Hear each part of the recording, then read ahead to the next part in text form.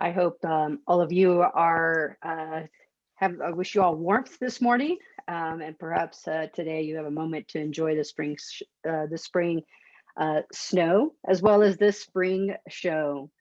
I want to extend my gratitude to all of you for taking time out of one of the most busiest times of the year in a non-stop busy year for this EDI Open House, the first that we've launched since my arrival in July of 2019. Before we begin our discussion today and our interactions, I want to put into motion two important opening practices. We've talked about them, we've tried them here and there, but if I do this today, the idea is that we will set our intention to do this always. And the first is for those of you who are joining by phone and our friends who are visually impaired. We want to be able to offer you a description of ourselves. It's our alt text of PowerPoint. So a description of myself today, if you're joining by phone and or come from our visually impaired community. I am light-skinned currently due to prolonged winter conditions.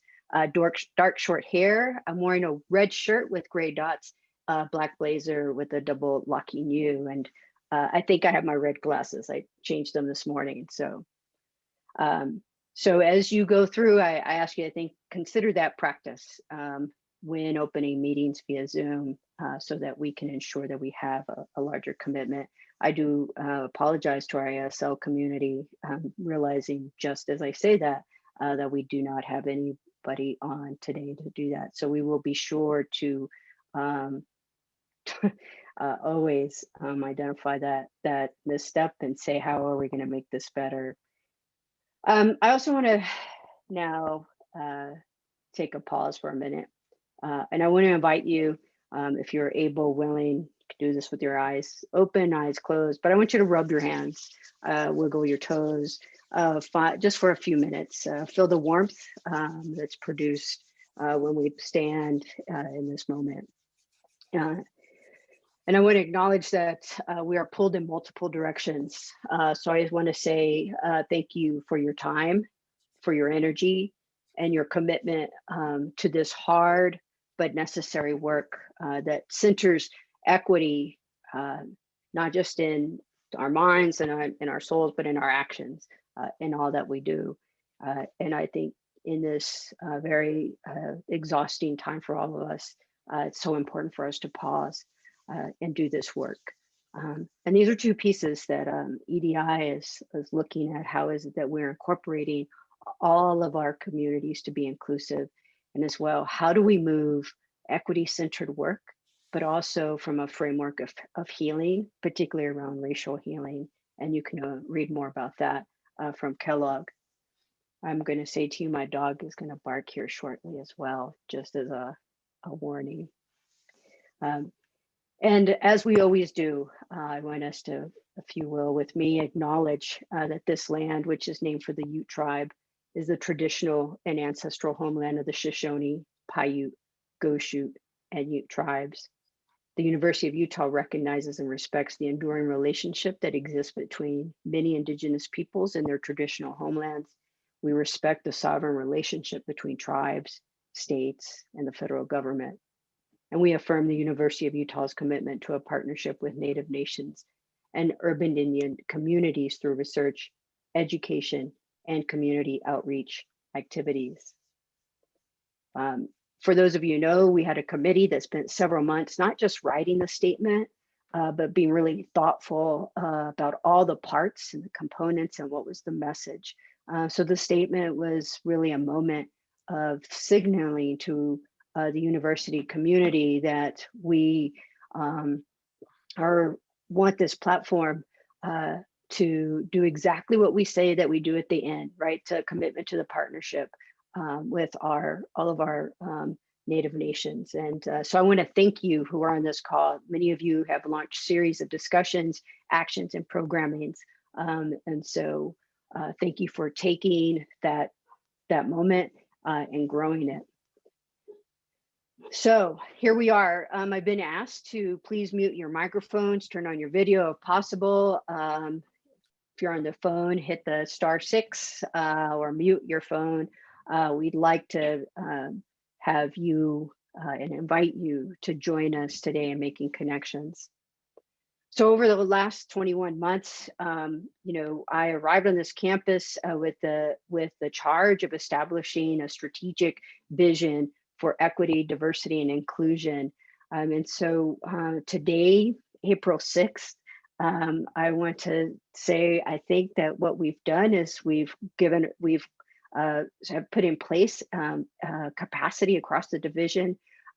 We've worked with senior leaders across the university to respond to address existing new recommendations that were sitting. I arrived, there are some people on this call that know that I arrived on campus and we had recommendations put in front of what was possible, what they saw as some immediate responses to anti-racism action.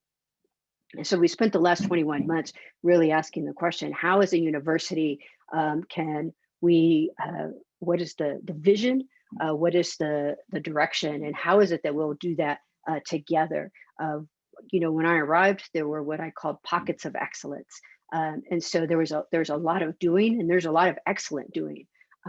But the energy around doing is how do we move that in a particular direction to create institutional change?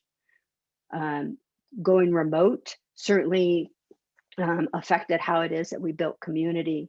And then as we all responded to the call to action following the murder of George Floyd, we were in another moment in reassessing what was the university doing, what could it do better? But more importantly, I asked people to pause from the doing and to really examine what was creating the problem. And so we've really have spent the last 9 months asking people to examine the roots, the systemic roots, and to uproot them instead of just planting on top of them.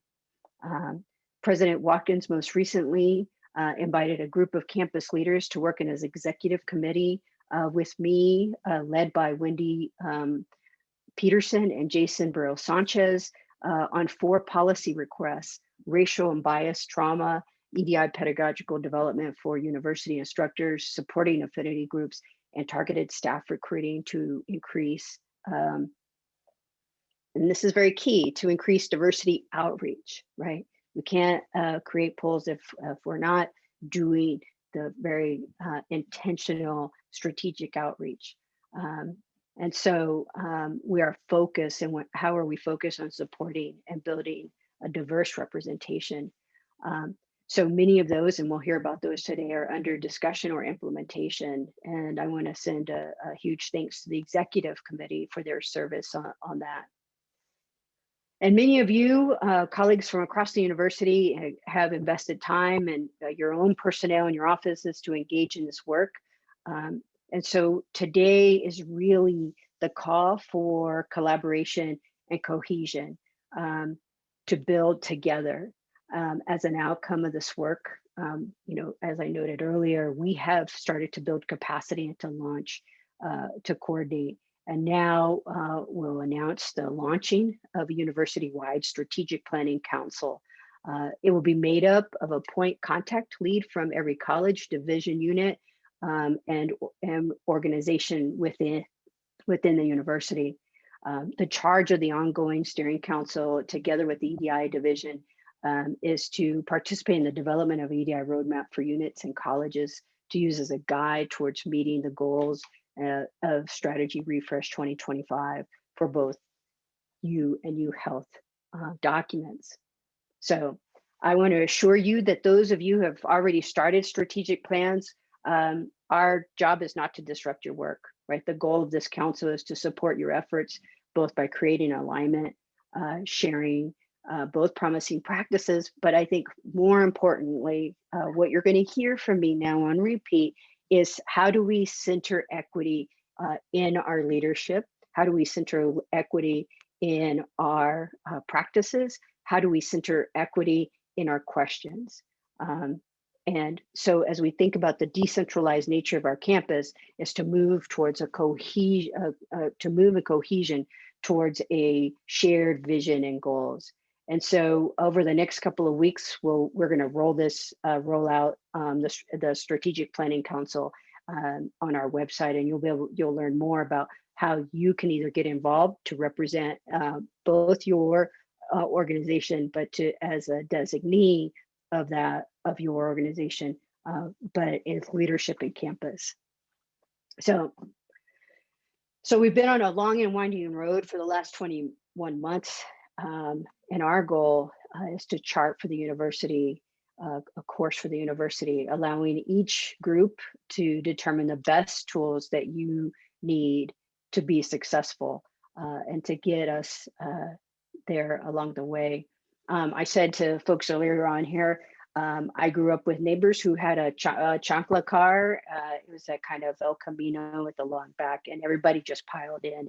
And perhaps some days that's what I say, to all of us is, let's pile in. I know it was also noted, it's no longer legal for us to ride in back of trucks or cars. I'm not advocating or advancing that idea, but metaphorically, that chancla car made community possible. So how do we find laughter and joy? How is it that we have disagreement and at the same time advance the University of Utah as a model for equity and inclusive communities built around so many different platforms, whether it's the anti-racist platform, an inclusive platform, an equity platform, but that equity will lead the way. I'm going to stop there. Again, thank you. So it's my pleasure to introduce colleagues who will briefly share with you an overview of their teams, how they might be a resource for your EDI work. We have our executive committee co-chairs, Wendy Peterson, who's the Deputy Chief HR Officer, Jason Burrows-Sanchez, Professor and Department Chair, Department of Educational Psychology. Here from the Office for Health Equity, Diversity, and Inclusion, Jose Rodriguez, AVP for Health Equity, Diversity, and Inclusion. School of Medicine, OHEDI, Paloma Carriero, Associate Dean for Health Equity, Diversity, and Inclusion. We also have engagement, our Special Assistant for Engagement and Program Development, Emma Houston. Special Assistant, both Emma E. Houston and Daniel Cairo are Special Assistant to the VP of EDI. I forget that's me, who's Strategy and Operations, and we'll talk about the equity gap analysis that they're working on. And as well, Amy Fulton, who recently joined us as the Director of the New Leadership Academy. So I think I'm to pause there and turn it over. Great, thank you. I guess I'll just start, Marianne, that's my cue. Okay, so buenos dias, good morning to everybody. I'm Jason Burrows-Sanchez. I'm a light-skinned Latino male with longer hair that hasn't been cut since the start of COVID a year ago, and also a beard, same reason why. So I wanted to introduce myself. I'm currently a professor and Department Chair of Educational Psychology. And I also wanted to introduce my colleague, or let Wendy introduce herself, rather. Thank you, Jason. Hello, everyone. I'm Wendy Peterson. I am a white female with blondish brown hair, depends on what dye I ask them to use to cover up the gray. I'm currently wearing a red shirt with a black cardigan, and I'm happy to be here. Thanks, Jason. Sure, of course. So I think we have 4 minutes to present, so we'll talk kind of fast so we can make sure everyone else has time to get through their presentations and so forth. Last August, Wendy and I were asked to be the co-chairs for the EDI Executive Committee across campus, and our responsibility was to basically work with 4 subcommittees. So if I get the next slide. Great. And our 4 subcommittees were to focus on, as you can see here, racial and bias-based trauma, pedagogical development, affinity groups, and targeting and recruitment of staff. The basic charge of each of the subcommittees was, is there a need for policy around these topics? And if there is a need, what are the major suggestions for that? And which resulted in working with various folks across campus and all those that are on the call today, I want to thank for your work and your time and your energy that you put into this. Most of our work took place between November, December, January. And then we presented to cabinet in mid-March or so. Myself and Wendy are the co-chairs, and plus we had committee support. You can see Michelle Valentine and Janine Murphy, and I want to thank them as well. What we're going to do is go through a few, basically 4 slides that kind of outlines what each subcommittee did and kind of where we went from there in terms of the recommendations, where they sit now. So we could move to the next slide. Okay, I'll go ahead and take this one, Jason. So the first subcommittee was, like Mary Ann and Jason both stated, racial and bias-based trauma. And the initial charge was to really review a need for a policy authorizing paid leave or PTO for employees experiencing racial or bias-based trauma. And it was really important for this subcommittee. They met and decided it was important to develop a 1U concept and to recommend solutions that applied to the entire campus, including hospitals and clinics. So the initial thought was to create a policy that would provide paid leave for employees experiencing this type of trauma. And the committee quickly realized the financial impacts of such a policy, especially if it applies to the hospital, because there are replacement costs associated with paid leave for hospital employees. So they decided at this time, they would ask HR to look at data and review future possibilities for paid leave. And instead, they focused on some long-term solutions on how to help employees who have experienced this type of trauma. And they recommend the following 2 recommendations. The first is to hire a counselor with documented experience in racial and bias-based trauma that could be a resource for faculty and staff across campus. And the second was to hire a staff expert to really help staff navigate the current resources that are already available on campus. The next steps for this group were to meet with stakeholders. We've already done that. We've met with Mary Ann Villarreal and her team. We've met with our Blomquist Hill, our employee assistance group, to really refine and implement these recommendations. If we can go to the next slide. So the second subcommittee was pedagogical development. So the idea around here was, is there a need for policy requiring all instructors to complete a pedagogical or training on EDI in classrooms? And I want to thank our subcommittee for looking at this topic, this issue. And really what the idea was that while it could be required at the university level, I think the best efforts would be put at the college or the department levels in terms of determining what those requirements look like at each of those levels, because each college or department or unit may have a different perspective in terms of what the pedagogy looks like in terms of what their discipline is and so forth. The next steps for this, as you can see there, for the Vice President for Faculty Affairs and Center for Teaching and Learning, we've already started to create some next steps. Last week, we met with a small group of deans and looked at how things kind of coalescing with some of the ways that things can be implemented across campus. And I know there's going to be a push to reach out to various units and colleges and schools across campus in order to look at how they can kind of bridge this or make this happen within their own schools.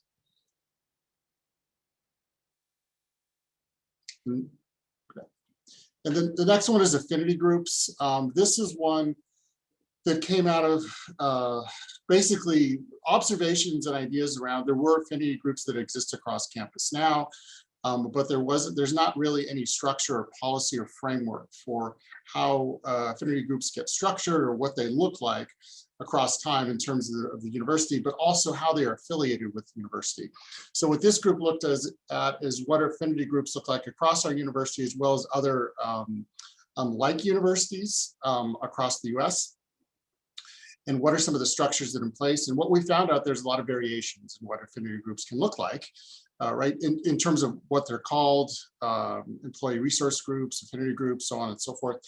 And really the recommendations at this point is more of creating connections with staff council, HR, and faculty affairs to connect affinity groups across constituents, so staff and faculty across the university, creating opportunities with support for you marketing and communication, so that affinity groups can have exposure and in ways that are consistent across the university, and also creating structures for resources that include financial and accountability support through the university, because some affinity groups ask for that, but there's really no process in place for how that comes about.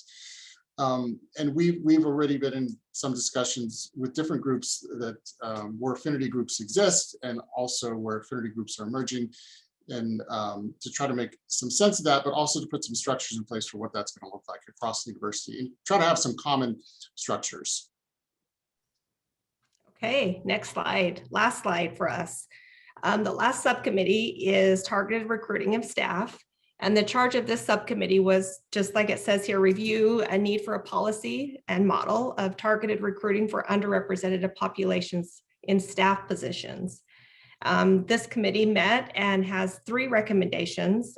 They really believe that to begin this type of change, there needs to be a change in culture across campus, making it clear that the U is invested in the local community and demonstrating that the U looks like the community that it serves. The second recommendation is to require implicit bias training, and that each department submit an annual EDI strategy. And then the third is to fortify in central recruitment. We've already been working on the implicit bias training. Our recruitment manager, Danny Baum, has been working with Myra Washington to create a required implicit bias training. This training we anticipate will be required for anyone who is conducting or part of a selection committee for a staff position. So that's well underway. We anticipate we'll have that ready to roll out in the next couple of months. So this was just a quick overview of our executive committee, and Jason Burrow-Sanchez and myself will put our contact information in the chat. If you have any questions, you would like additional information, we have full proposals we can share. Anything you would like to learn more about this committee or any of these subcommittee proposals, please reach out to us and we'll provide additional information. And that's it for us.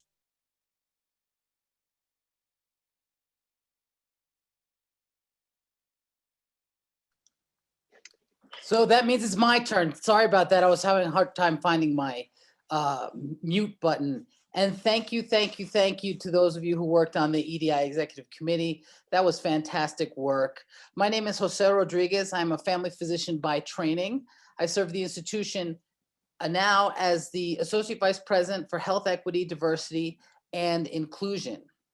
Now, to give you an idea of the scope of our work, health sciences is a fairly large part of campus. We have 5 academic units: a School of Medicine, a School of Dentistry, a College of Pharmacy, College of Health, and a College of Nursing, the Eccles Health Sciences Library, and the Huntsman Cancer Institute. Now, all of these are geographically located in the health sciences part of campus, although there are different reporting structures for each of these groups. But our office is designed to serve all of those. And so our mission is to create an inclusive climate where, while addressing health and educational inequities within University of Utah Health. So large overarching mission that not only we cannot do alone, we should not do alone. So our office engages with individual organization units who prepare faculty, staff, students, and trainees with evidence-based skills necessary to provide high quality and high value care. So we are a consultative practice. We serve to help others reach their equity, diversity, and inclusion goals. An important point in this, and Dr. Villarreal and others who have spoken already have made this, but I got to make this again. Equity, diversity, and inclusion work can only be coordinated by our offices. It cannot be done completely by our offices. Our offices are designed to help each individual unit and each individual advance the cause of equity, diversity, and inclusion in wherever place they are employed. Next slide.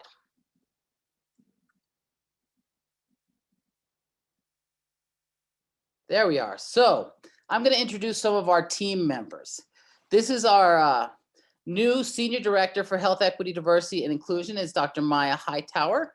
You may have seen her before. She is also the Chief Medical Information Officer for the University of Utah Hospitals and Clinics. So she works with us in a part-time basis, but essentially she is our Chief Faculty Lieutenant in this office. And so she represents our office as do the others who we will present to you now. Next slide.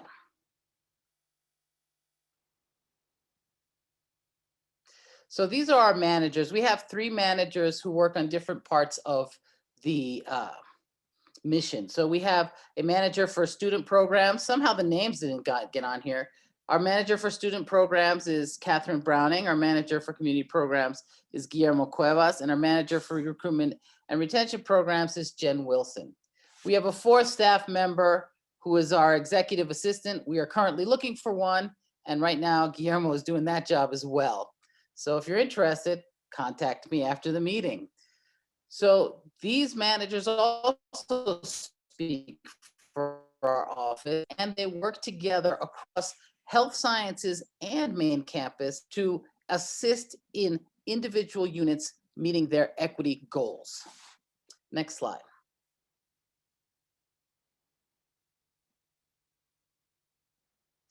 So one of the things that our office has been charged with and has the good fortune of working with is the Women in Health, Medicine, and Science group.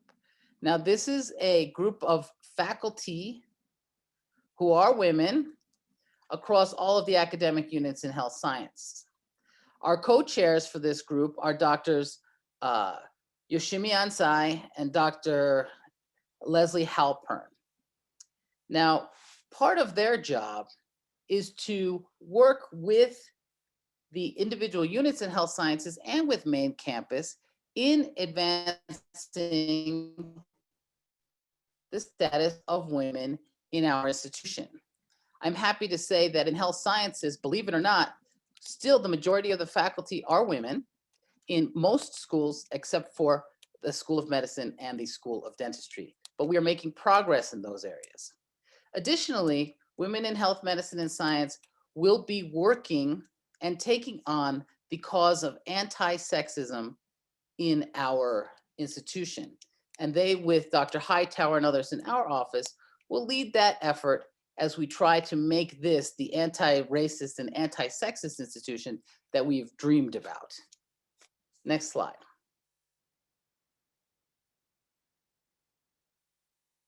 So, in our organizational structure, we have partners in other parts of campus, health sciences. So for example, we have Michael Whittier, who's the newest member of the team. He actually is stationed in human resources at University of Utah Hospitals and Clinics. So he has a partnership relationship with our office as the Senior Director of Equity, Diversity, and Inclusion for the hospital and clinics. His job has to do with policy and cultural change. So we work together in what is essentially the largest unit of employees in all of University of Utah Health, which is actually in all of the university. Our hospitals and clinics employs almost 14,000 people. So he has a large job. We work with him. So Dr. Okuyemi is also part of our team. Dr. Okuyemi is the chair of family and preventive medicine. So in that way, he's my boss. He is also the leader of equity, diversity, and inclusion at Huntsman Cancer Institute. And so we have a very strong collaborative relationship with Dr. Okuyemi and with Dr. Beckerly, who is the CEO of Huntsman, to actually advance the causes of equity, diversity, and inclusion in that space. I'm pleased to announce that in Huntsman Cancer Institute, they have made rapid, significant changes in the realm of policy changes, as well as in the realms of anti-racism actions. And so they've become a model for health sciences, and we work with them. And of course, the first person on this slide is my colleague and comrade, Dr. Paloma Carriello. So Dr. Carriello is the Associate Dean for Health Equity, Diversity, and Inclusion at the School of Medicine. And she has another team, and she'll be addressing us soon, so I won't take any of hers. But together with these three, and there are others, we will soon be naming an Associate Dean for Health Equity, Diversity, and Inclusion at the College of Health, and in another one at the College of Nursing. And all of those will work together with our office to actually make the specific changes that have to happen at the individual and division level to help us move forward in this work. So that's what our team is. We're delighted to be working with Dr. Villarreal and her team, and we hope to hear more from you as the day goes on. So I believe that's my last slide.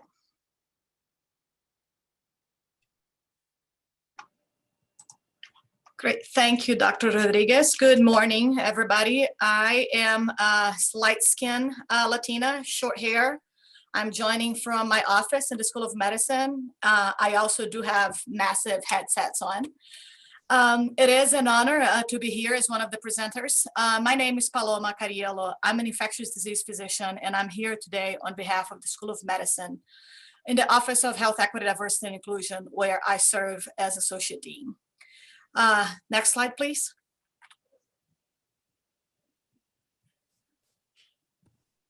So who are we? It is my great honor to introduce our wonderful team members. In addition to myself, we have Dr. Lynn Camayou, who is a cardiologist and serves as Assistant Dean. Donna Eldridge and Chris Harris, program managers who have been in the office for many years doing outreach work. And Vianney Alcala, who provides administrative support and is our newest team member for the last 6 months or so. Next slide, please. So what is our mission? Our mission is to create an environment of inclusion and respect and actively recruit and fully foster the development of a physician workforce that reflects the diversity of our community. Next slide, please. And how do we do that? We do this through partnerships, outreach programs, including K-12 programs that are designed to stimulate learning, create an interest in science, and expose young students to medicine. Ultimately, the goal is to create a gateway with a mentored path to higher education. We also offer student services, community building, and mentorship events. Next slide, please. Another effort I want to highlight is the Antiracism Commission. The Commission's charge is to identify practices, policies, and structures that perpetuate racism in the School of Medicine and recommend changes to create a culture and environment of active anti-racism, equity, diversity, and inclusion. There are 4 main focus areas: relationship with law enforcement, admissions, curriculum, and support. This is an ongoing effort, and we are currently working on the implementation phase on several recommendations. Next slide, please. And lastly, I would like to mention our student groups. Our office supports several student interest groups. We have both internal programs as well as local chapters of national organizations that our students are part of. So I think that's my 4 minutes. With that, I'll stop and I'll invite the next speaker to share. Well, good morning, everyone. My name is Emma Houston. I'm one of the special assistants to Dr. Villarreal in the Division of Equity, Diversity, and Inclusion. And I just want to start off by saying that for the short time that I have been here, which was November of last year, the work that I have seen in regards to conversations with the EDI work across campus have been quite impressive. And I am happy to be part of this conversation today. Equity is the act of re-examining systemic barriers within an intentional. Let me pause for just a moment. I apologize. Equity is the act of re-examining systemic barriers within with an intentional commitment to empowerment and educational justice. So when we're looking at, next slide, please. So when we're looking at how we are going to do this work as it relates going across the campus and across the enterprise, one of the things that I am encouraged about is the strategy for 2025, promoting student success, generating knowledge, engaging communities, and ensuring vitality. And when we look at the work that we're doing, what I have been charged to do for engagement and program development, having conversations across campus, looking at who is the EDI point of contact. So being able to have that conversation, understanding what the EDI committee is doing in those various entities as well, but also looking at what the EDI statements are and how they impact, but also how they align with Strategy 2025. When we're talking about the work that we're going to be doing and aligning that, we're going to be looking at those gap with a gap analysis, and Dr. Daniel Carroll will talk about that as well. My responsibility is to support and make connections with all EDIs, point of contact across campus. And what we're wanting to do is understand what the best practices are, what is going well across campus, what has been implemented that we can share and have dialogue, but also what we may be struggling with. Creating EDI goals and being able to sustain that is one thing for us to talk about this work. It's another thing for us to embed that in the work that we're doing, to be part of the legacy that we're going to leave across campus, but also identify professional development help. Where are some of the conversations that we need to engage in? I know we talked about implicit bias training, but also what is that going to look like when we're talking about equity, diversity, and inclusion? What professional development trainings would your teams like to begin this conversation, and how I can help and assist with that? Next slide, please. So what we're talking about also is leading by example. This is coming from the very top. We are intentional about creating equity throughout the campus, throughout the enterprise. And we know that without diligence by our leaders, systemic change to positively impact our institutions and students will fail to take hold. So my responsibility is to be a resource, to be a connector, to have dialogue, to talk about the wins that we have, but also talk about the challenges. And knowing that even though we say we are doing equity work, and even though we know that this is a heavy lift, our responsibility is to align this and be going down the same lane, enhancing the strategies that we're putting in place, but also showing to the community as a whole what it means to be on the campus of the University of Utah, that this is a place of belonging, a place of inclusivity, a place that leads out with equity and a lens of equality across the board. Again, next slide, please. Again, my name is Emma Houston. I will be connecting with everyone in regards to who is the contact person, so we can begin this dialogue and talk about how we're going to move this forward. Again, good morning. Thank you, Ms. Emma. Good morning, everyone. My name is Dan Cairo. I am the other special assistant to Dr. Villarreal, and my focus is on strategy and operations. I'm actually going to take this opportunity to approach this a little bit differently, meaning that I am in search of creating a working group. So this is an invitation, but let me tell you about it. As part of the Strategy 2025, one of the goals from EDI is to close the equity gaps, right? Gaps, plural. But before we can outline those strategies, we need to understand what those gaps are and how our different communities are experiencing them here at the U. So for example, regarding students, we'll need to identify the gaps from when students first raised their hands to recruitment, enrollment, both at the university as well as at the college level, persistence year by year, but also their participation in scholarship programs and high impact practices, internships, research, but also trying to understand what the graduate school matriculation will be and the debt that they're leaving college with. So the goal of this future working group is to disaggregate the data so that we have an accurate picture of how students are experiencing the campus across race, ethnicity, gender, sexual orientation, and ability.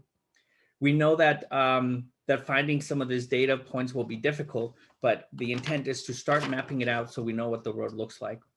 So EDI will be leading a group of campus partners to assist in identifying what are the data sets that we currently have and what are the data sets that we need to find.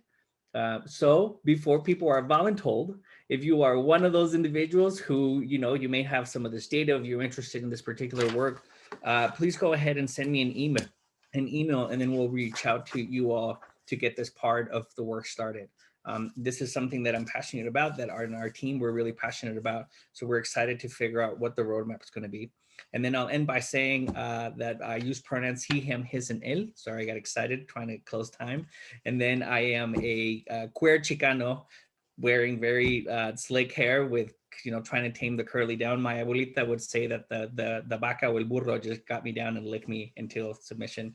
Wearing a black blazer, white shirt, and a bow tie because, it's a special day. Thank you.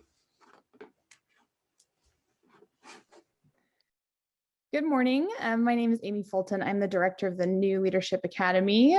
Pronouns she, her, hers, and I am a white woman with shoulder-length dark hair, wearing a sweater after getting surprised ish, I suppose many of you, by the snow this morning. So I'm feeling quite chilly.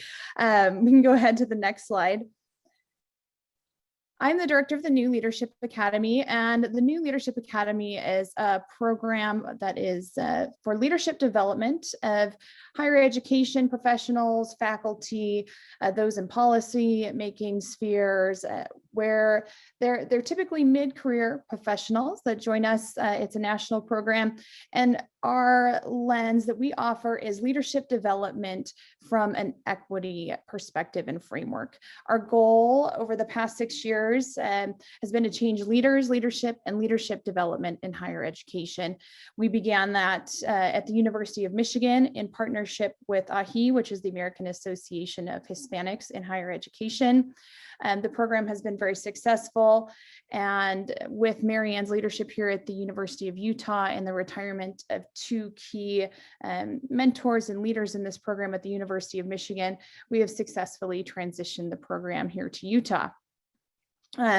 Over the years, we have a pretty vibrant and engaged alumni community of over 130 alumni, and these are folks from over 70 institutions, also those, as I mentioned, from philanthropic, policymaking, and other areas. We can do the next slide, please. The philosophy of the New Leadership Academy that makes it unique is that everything is approached from an equity lens as far as leadership. So again, it's not the responsibility of one person with the title. It's not the responsibility of a 2-hour unit within a larger leadership development program, but woven throughout the curriculum of leadership within the New Leadership Academy. Every issue, opportunity leaders are facing in higher education should be approached from an equity lens. Therefore, we are integrating that into the curriculum. We are rooting the curriculum in scholarship, but also as applied to practice. And many of our presenters and also our coaches, who are our facilitators in small groups, are well known within these areas and help us continue to keep our curriculum current. We can do the next slide. I already mentioned this, but who is an LA for? So we typically have a cohort of about 35 mid-career professionals each year, and these can be across campus. We're looking at, we've had members of faculty, we've had librarians, also staff administrators. And really one of the only things we're looking for, in addition to being at this level in your career and being interested in this area, is that it's an appropriate time in your professional and personal life to dedicate the amount of time to the program and also to systemic change in higher education. Those of you who may not know, Dr. Villarreal is an alumni of our program from our inaugural class. And if you have any further questions, our website is launching hopefully within the next 2 weeks, and I will put my email in the chat. Thank you. I'm going to wrap up with these 3 final closing thoughts.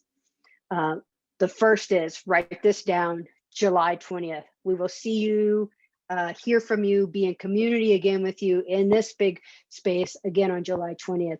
We will send out evaluations to get information from you about what you want to hear from us and what work we can put in front of you. The second piece that I want to leave you with is allow me to seed this note and question about equity. As we advance equity, we're advancing a framework that recognizes the historic, persistent factors that have created an unequal, inequitable higher education system. So as we uproot those inequities, the question is, what are we planting in its place? That if equity practices are strategic, they're intersectional, they're compassionate, that leading from equity fosters change, engagement, and justice for the purpose of dismantling supremacy or hierarchies. If we go around racial healing, the jettisoning of racial hierarchies in all forms, then I would ask for you to think about what are you doing in your daily practice to lead from equity? And how is it that you will align with us to build that out for the University of Utah? Thank you to everyone. Be safe, be well, and see you on July 20th. Thank you so much.